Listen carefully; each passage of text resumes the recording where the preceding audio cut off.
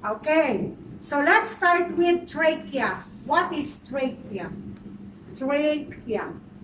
Trachea. 1-5 windpipe into the throat. Throat windpipe. When you want to answer, answer. Because you know what? I feel somebody will feed you trachea. Okay? You answer for yourself so that I will know that you know it very well. Trachea. Okay, Akram. Okay, trachea is just simply the windpipe wherein the airway is passing through. Okay, it's an airway. It's an opening here. Trachea. Okay, what is tracheostomy care? Okay, you have to say it loud so that they can hear also. Tracheostomy is the cycle opening at the What is it? tracheostomy. Okay. It's the cycle opening at the I did not get the first word. What is it? Huh? Cycle opening. Surgical opening. Is it slang? It's surgical. I cannot really understand. Surgical, okay? SUC. Of the windpipe or of the trachea, okay? It's the surgical. So the doctor or the paramedics during emergency, they are doing the surgical slit or surgical opening, incision from the trachea to put in the tracheostomy tube.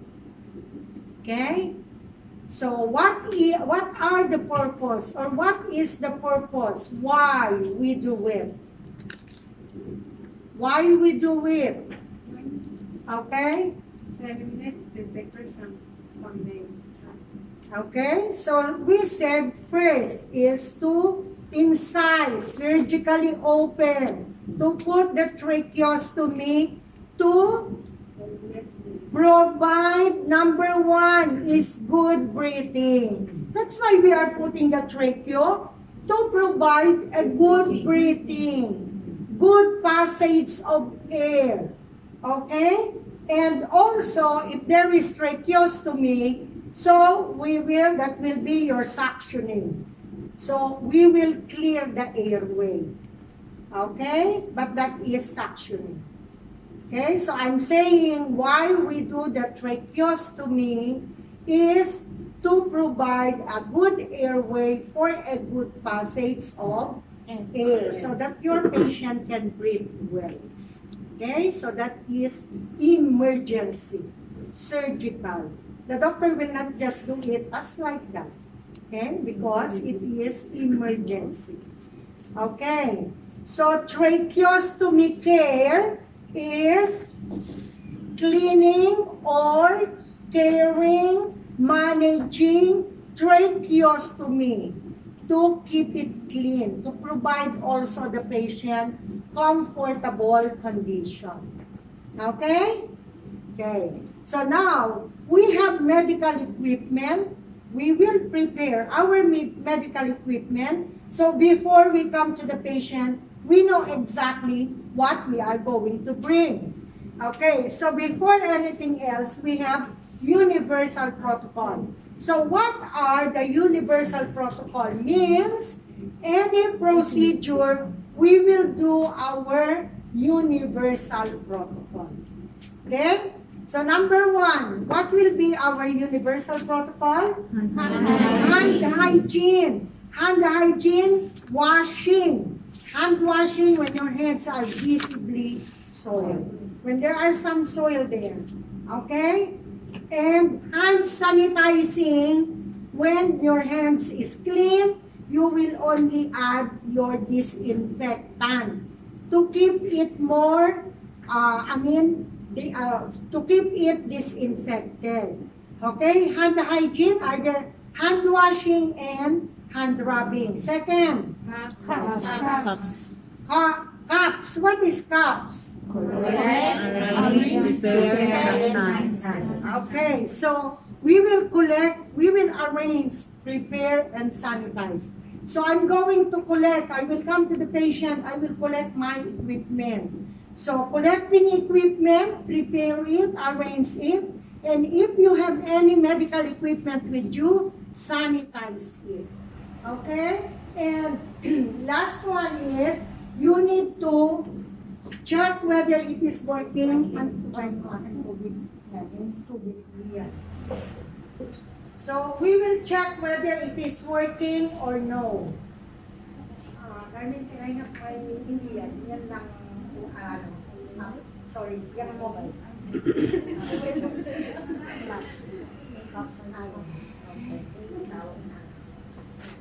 Okay, so cups. And then after that,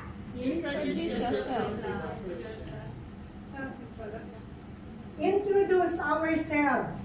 So introducing means, I am Ann, I am your CNA, and briefly, you say something or explain something about the procedure. I'm going to do your tracheostomy, ma'am. I'm going to keep your tracheostomy clean. Okay, what else? Identify patient. Identify. We have two international identifiers. International means even you go anywhere in the world, this is the only two. Ask the name and ask the date of birth. If the patient is unconscious, Check the ID band. check your ID band or Collect an ID card or passport from the from the family members, ask whether there is any identification of the patient. Either if you are here, the UAE ID, the Emirates ID, or any passport, or if you are in the hospital, you Medical can check for the records. medical records number. Okay, what else? Safety patient of safety patient. Huh? Safety of patient Okay, safety of the patient, how? by checking the side rails. Okay, so we need to lock the The wheels wheels. of the bed so that to prevent it from moving when you are performing your procedure, or the side rails to the other side, keep it high, the other side keep it down, and it should be in a working level. What else? to ensure privacy. Ensure the privacy of patient. So you never expose your patient. So make it sure that the privacy of the patient is being observed. So draw the curtain if there are 2 or 3 patients together in a room, or if alone, you can just close the door or lock the door. Okay, what else? You wear appropriate Appropriate PPE PPE according to your Transmission-based. transmission-based precaution. So there are 3 transmission-based precautions that we are going to base with. So contact, the Respiratory. airborne, and the droplets. Okay, so there are 3.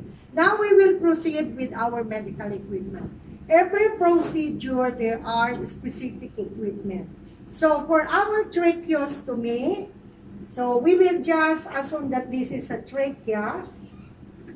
Tracheostomy. So if we have a tracheostomy, what we need to have is tracheostomy pack. Tracheostomy pack is a sterile pack. Sterile means this is sealed. Sealed means to say there is nothing here that the microorganism will sit in. Okay? This is one of our aseptic procedure. Performing aseptic procedure. What is aseptic? Absence of microorganism. Sterile. Asepsis. No microorganism. Okay, so we have our tracheostomy pack. In tracheostomy pack, there is expiry date.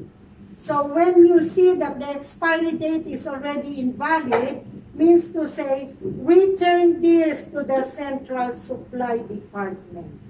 Okay? So change for a new one. So there is also pictogram. Pictogram means those pictures or symbols that you can see on the bottles, on the containers, on the packs, means no to two, means only one use. So whatever is there you open and you did not use, dispose it. Okay? One use only, no to two. Okay? Whatever is there, written outside, is the content of what you have inside of this pack. Okay? We have the sterile tracheostomy pack. Actually, we have antiseptic solutions. We call it to clean the wound. Antiseptic, we have saline solution. We have also the betadine because the two bottles were accidentally broken by one of our students. So, okay, so I did not get yet. So, assuming this is betadine, this is saline. Okay, I will come to the patient now. I will come with a tray. It must be a stainless tray. And I will not be putting my things to the patient bed. Instead, to the bedside table or to the Mayo table. Okay? But since I'm going to demonstrate, I will keep it on the bed. Okay? Set this aside. Okay, now, opening of any sterile pack should be opened at the top. Okay? This is how to open. You do not open here, here, here. On the top. So, there is a slit here. A little slit to open that. Okay? Open it like this. Take it off. Set the pack aside.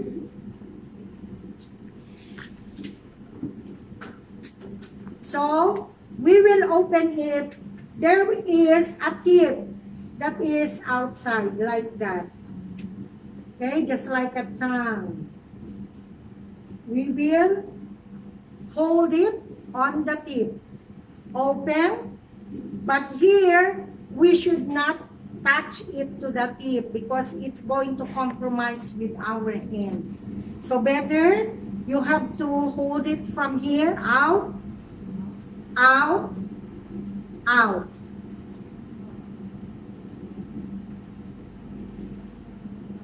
Okay, so the glove should be facing at you. Now, we have all the things that is what we have content from outside.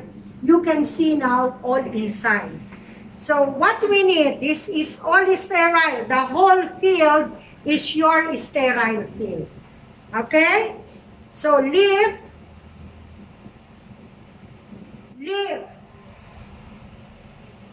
palm up, insert. You look at your thumb. Your thumb is always to this right and left, okay? When you put it palm up here. Should be here. Lift, palm up, insert. Help with your other finger from under. Why under? Because outside is sterile now and the inside of this is unsterile, right? Now, second, scoop. Scoop to the sleeves, palm up to the left thumb. So help it from outside now using your glove finger. Because this one now is both sterile. Okay? Take off your yellow plastic medical waste bag. There is an adhesive here. You can stick it here, fix it here, or set it aside for now. The rest of the things, take it out to the field. We have the V-cut gauze. We have the sterile dry gauze. We have the 3 brushes, swab sticks, we have the string or the tie. Okay, so we will tie it when we complete our procedure, set it aside. Now, so this tracheostomy, we will be only focusing the sterile field here is the surrounding, the site, the wound itself, tracheostomy site. Okay? So this side, they are not sterile. We will perform only just like a wound dressing to the site surrounding the site. Okay? That is the sterile. Okay? So now, as I said, sterile, so it is not 100% sterile because only the site we are going to perform. Take your saline, take your betadine, so drop it to the container side of betadine. It will be a little higher, huh? Don't touch it. Your saline, okay, we will start. Get your brush, soak it or dip it with betadine. Hold your tube, your tracheostomy tube. It will move, okay? In. So pretending I'm holding. In. Circular. You circulate it so that you can clean. Circular. Out. Receptacle. Second. Betadine. Hold your tube like this. In. Circular. Out. Receptacle. The same thing with the third. Betadine. In. Circular. Out. Receptacle. Let's go with saline. Your stick, your swab stick, dip to saline. Same thing. In. Circular. Out. Receptacle. Second. Saline. In. Circular. Out. Receptacle. Now, it's clean now. We know that it's clean. But if you are not, comfortable that this is not yet clean, ask for more. Okay? They will provide you the packs of the cotton swabs. Okay? Now, let's do with the dry. Dry, same. In. Circular. Out. Receptacle. Another dry. In. Circular. Out. Receptacle. Let's go with cleaning of the outside. Let's do the tracheostomy care out of the side. Out of the tracheostomy tube, we'll go to the side. So your gauze, fold it into 4, dip it in betadine, hold the tube, in, out, or hold the tube from upper to circular, one time, out, receptacle. Second, again, fold into 4, betadine, hold your tube, in, out, or circular, one time, to the receptacle. So do it until it is clean and dry. Okay? So we have cleaned both. So now, if you want to clean your tube, the tube will be like this long. Okay? So clean it circular. Dip it with not betadine. Betadine will stain. Saline only. Saline, so you have to clean the tube. Clean the tube, and same way with the dry it, clean the tube. Now, we are clean. Patient is already clean.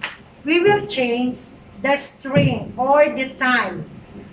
Patient's tracheostomy has a wing. There is a V-cut gauze, sorry for that. Okay? Once we clean it, there is a V-cut gauze. This one is to prevent from leaking of secretions. So we will put it under the tracheostomy tube. Okay, so to prevent, if after 1 hour, your VCAT gauze is already soaked, get a sterile one, cut it, and change. Okay? So instead of doing all the tracheostomy care, you can do your tracheostomy care once or twice in a day. So it depends on how the patient is going to be dirty or full of secretion. Now we are going to change our tracheostomy tie. There is a string. Okay? So, do you have any idea what tracheostomy is? Huh? You have any idea Here? of what tracheostomy is? I told you that there is something like a butterfly. This one is with a laryngeal. You know, there is a tube. So I want a tracheostomy itself so that everybody can see what is tracheostomy is. Wait a minute. My mobile data. See the side. The one we are going to have the tie, the brown one thing. Okay? So that is, we are going to change with the time. Okay? This one patient is attached to a ventilator. Okay? So we are going to change this side. That is the tracheostomy I'm talking about. Okay? This one. Okay? So you can see now, this is the tracheostomy that we need to clean when the tube is not attached. Patient is attached in a ventilator. So patient is breathing through the machine. Okay? So patient is not breathing themselves. Okay, so now we have the time. It's time to change our tracheostomy tie. Both sides, left and right, just like a butterfly you have seen, right? Okay, so once you remove it, untie. Once you tie it again, so untie first, remove first, one at a time. You don't remove both sides together. Or else if the patient coughs, this whole thing will fly there. Okay? You take it, rinse it with saline, put it back. Your patient is in danger. Okay? Your patient might die. Okay? So very careful. What we need to do, one by one, remove, untie, then insert, tie 3 knots. We will tie it the same way that you have seen. It is tied. Then cut the excess. If the excess is too long, cut it around 1 centimeter. Okay, other side, but you have to tie it that proper, not too tight, not too loose. Okay, so other side, untie, then tie 3 knots, then cut the excess. Okay, so our patient is comfortable. I will not remove my gloves. We will continue our suctioning. Okay? It is still here. My things are still here. I will not remove. So, assuming it is on the bedside, I'm still performing my suction. Now, what is suctioning? Suction. Suction. Suction. What is a suction? Okay, Akram.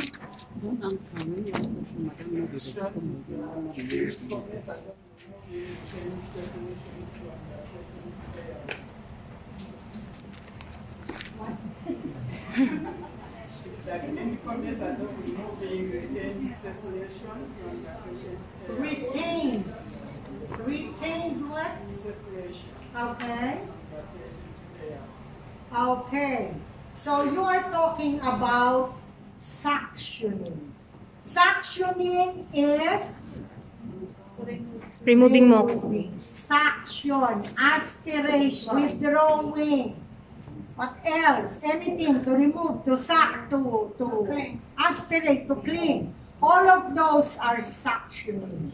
Suction is a system or it is a machine to suck out the secretion.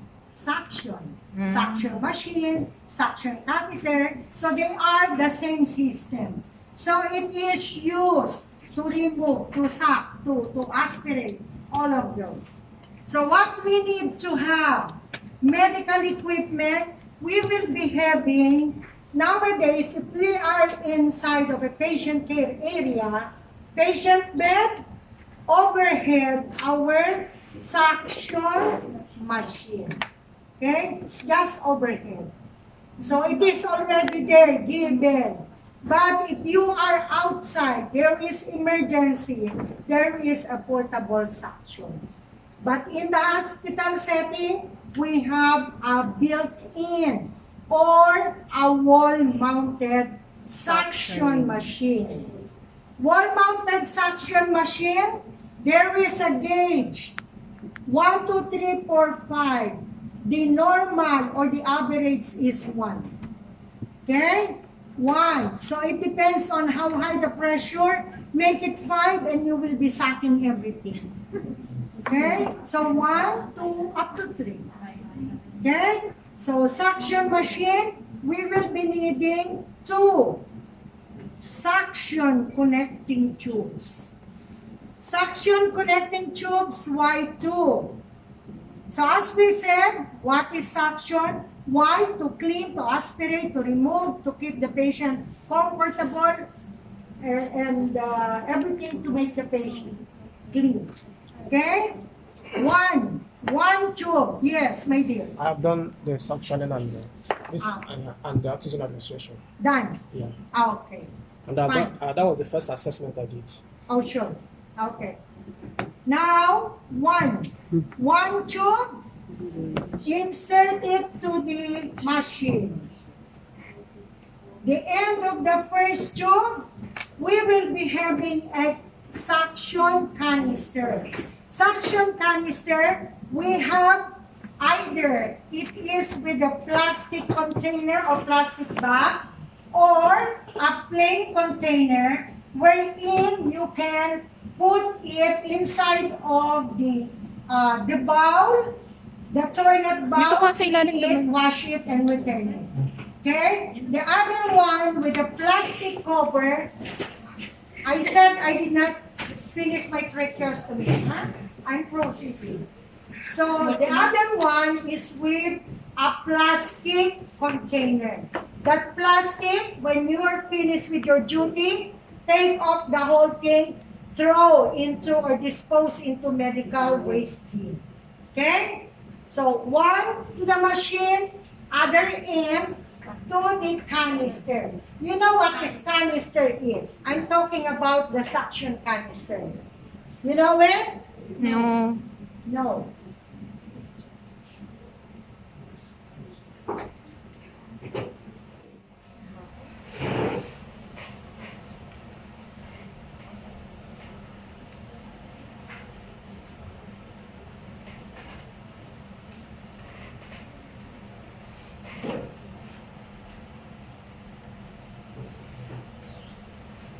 Suction canister, there are two portal or there are two ways. Okay? So I'm talking to you about one way we're in. Okay? So now, as I said, this one to connect in the machine and the first connecting tube to one of those two ways. Okay? Connected.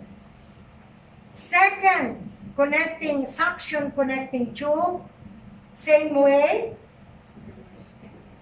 Okay, this one will go to the other portal there, and the other end we will connect the suction catheter. Suction catheter is coming to this pack, sterile pack. So appropriate, if the patient the same way, any catheter, any cannula, is starting from smallest, let's say around 6 to 8 babies.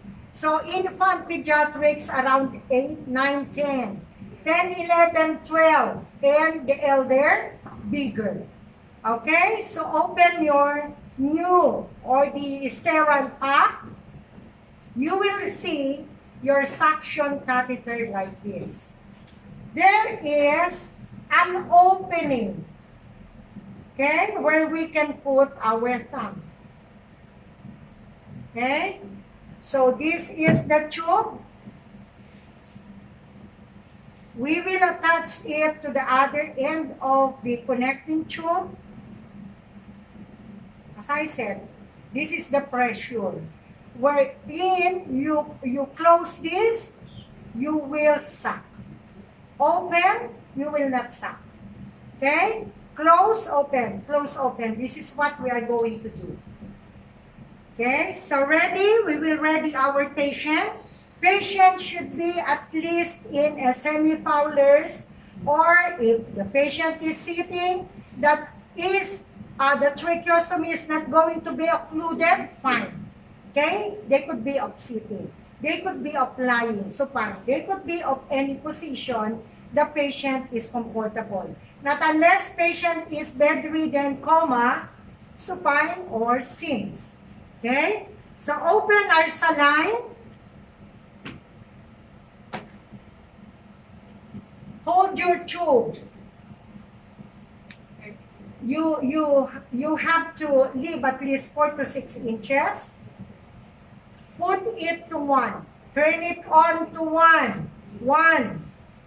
We will test how is our suction working. Deep, soak inside of that saline. Suck. Suck. Suck out, suck out, suck out. Means to say, if you will see that the fluid, the water, the saline is moving in, means your machine is working. So ready. Take it. Insert. We have the tracheostomy. All the opening. If you are an EMT, where is my EMT here? Anywhere you can put this to suck. Suck the blood, suck anywhere. Okay? So what we are going to do is suctioning tracheostomy. Tracheostomy, oral, nasal. Okay? So we will do with tracheo. Insert. Using my thumb. I did not put in, right? Insert first, suck. Suck out, suck out, suck out. It's about 1 to 10 seconds. Okay? Not you will put it long time. Okay? Go back to your saline to clean it. In, suck out, suck out, suck out. Out. Again. In. You can insert up to 4 to 6, I said. Okay? You can send deep. So in, suck in, suck in, suck out, suck out. Clean, suck out, suck out, suck out. To the mouth. Suck out, suck out, suck out. Clean. Suck out, suck out, suck out. To the nose. Suck out, suck out, suck out, suck out. Clean. Suck out, suck out. It doesn't matter if you will use this only tube to all of this opening. Okay? Same patient, as long as you clean it. Okay? So done. Now, if we are going to have our duty still, so we will keep this back to the, put it off. Fine, I'm done. Clean. Okay, and then put it back to the pack.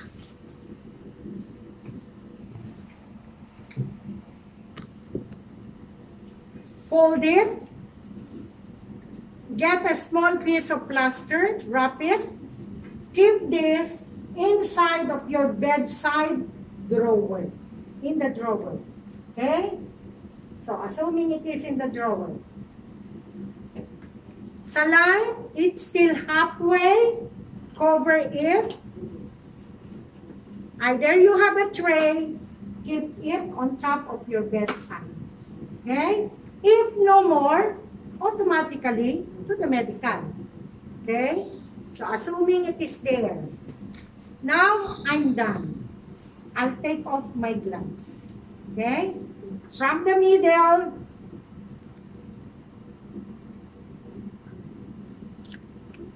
okay? So if the patient is, there is something there, we will clean him later. So all of these things now, to the medical bag,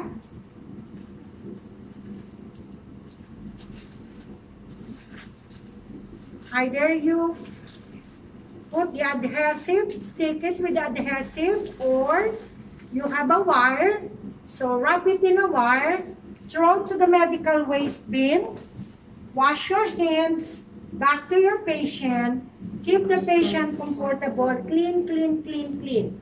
If there is anything, clean, clean, comfortable, and document everything. Starting from the time that you have done your tracheostomy, what you have found, what you have done, what was your patient reaction, everything. Now, what did I say? Okay. So, if you are going to go home, done, your duty is done. All of this, all, dispose it. I don't want that it is with your patient. Let the other nursing assistant do it. Okay? Let your other nursing assistant do it. Now, done. Tracheostomy care, suctioning. What we will do now is oxygen administration. Administration of oxygen. What is oxygen? Oxygen is the air. So it is the air we breathe. Okay? Oxygen. Now we will administer. So why we will administer? Why we will give?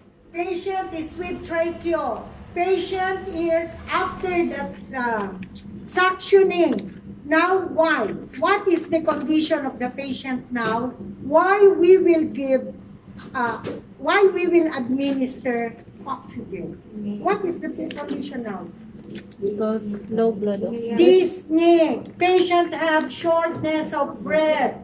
Patient, you have seen your patient having difficulty. She is already tired, right? From your cleaning, now to the secretion, suctioning, patient is tired. You see, you observe patient is already bluish. Okay? Patient is start to have difficulty of breathing, or what we call dyspnea. Okay? Dyspnea, difficulty of breathing. Why we will give oxygen? Because patient is having dyspnea. Shortness of breath. Difficulty of breathing. Now, so why we will do it? To provide good breathing. Good airway. Okay? Same way with your suction. To provide good breathing. Good airway passage. Now, what do we need? We need same thing. We have our oxygen wall-mounted or wall-mounted oxygen or oxygen device which is built in. Okay? Same thing. Oxygen wall-mounted. There is a gauge. Gauge means 1, 2, 3, 4, 5. So one will deliver at least 20 to 40, 60 of oxygen. I'm not quite sure. Then the rest 2 will be 40 to 60, like this, okay? We will go with the normal, average 1. Okay? So we have the wall-mounted oxygen. We will be having our oxygen face mask.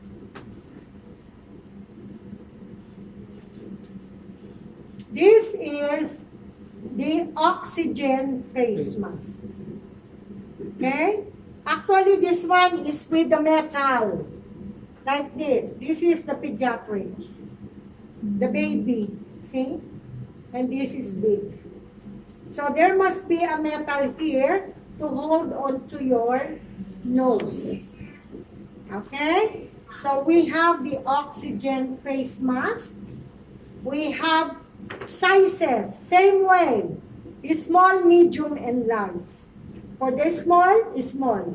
Medium for the pediatrics. This is adult. We have also the oxygen face mask with nebulizer. Means to say, we will be putting a small cup like this. There must be, there will be an order of the doctor to put the medicine here. That will be for the nebulizer for those asthmatic patients. So to keep mist, to give it more moist inside to your trachea, okay, to your breathing system. Medical oxygen is only to provide oxygenation. But with nebulizer, we will add some mist to make it moist. Okay? So especially those patients with difficulty of breathing, like with severe coughing, so doctor will add nebulizer to keep it as in, there will be comfortable. Patient will be more comfortable. Okay? Now we will be, as I said, small, and the other type is nasal cannula or the nasal prong. Okay? So this nasal prong, we will put it. I will put it. Okay, now. So, what is our procedure? To start with, attach connecting tube to the wall-mounted oxygen. Connect. Okay, it's connected now. Put it on. 1. Set to 1. How to test? Keep it to your cheek to know whether there is some air coming out. Keep it to your hand, to your skin. Okay? To check whether it is working before we connect to the patient. Then, we will administer to the patient. If the patient has tracheo, where is our tracheo? Huh? Did I give you? Huh? The medical waste na. It's there. Okay. So if there is patient has tracheo, okay, we will attach it, connect it sideways over the chin and under the tube. Okay? Definitely the air will leak. But this is the way how it is. We don't have like this. Okay? So with the elastic band, apply it over the ear. Adjust.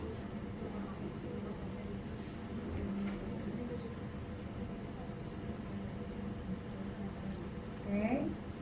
So patient is having his oxygen. Now, if there is no tracheo, keep it high to the chin. You have to cup the chin. And to the nasal bone. You see this one, as I said, okay? It will cup to the nasal bone. Okay? You can see your mask now.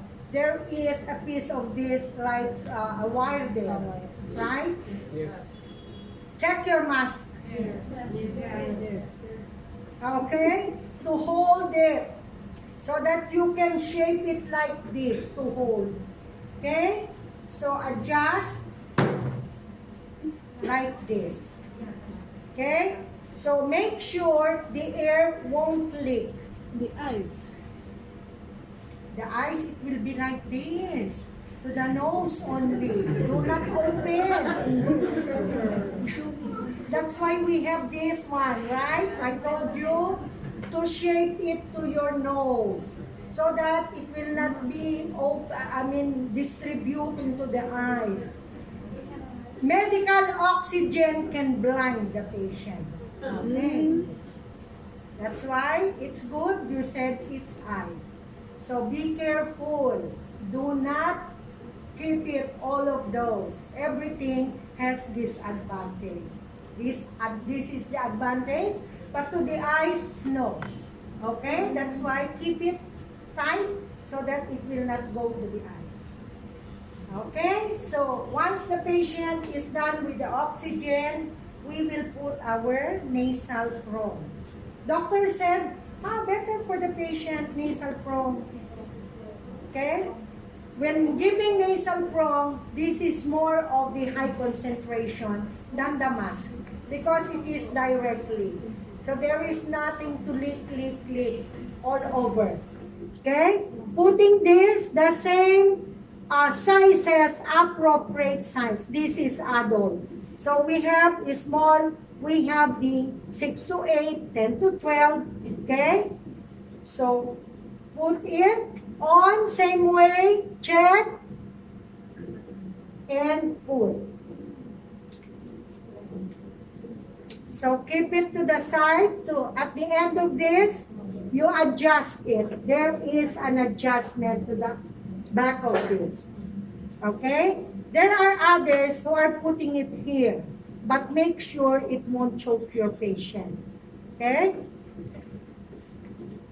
If this side is rolling, you can fix a small plaster in here so that to prevent it from rolling. Okay? Adjust it and patient is comfortable. With the nebulizer, we will add the medicine according to the doctor's order. So put it in, set it on, check it. You don't put it onto your face, onto your cheek.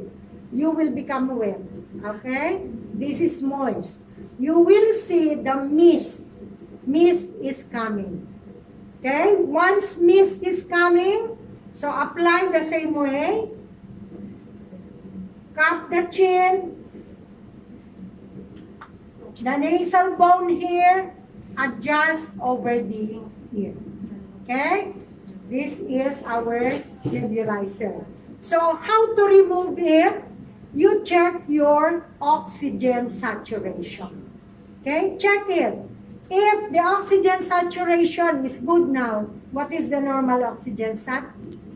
95 to 100. So if it is 98, 99, 100, so either you can check with the doctor, patient is okay now, we can remove the oxygen. Okay? So that's it for our oxygen. So same way, if we are not going to use it to the patient, if you are still on duty, keep it to the bedside.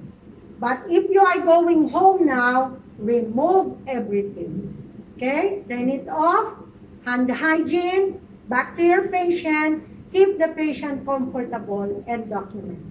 Okay? Document from the start. Why? Patient observe as this thing, bluish. So check with oxygen pulse O2 sat. So oxygen sat is 85. So applied or administered oxygen. Patient relieved. Oxygen sat 99. Okay? So that is we are going to do in our documentation. So all of those, today's lesson, tracheostomy care, oxygen sat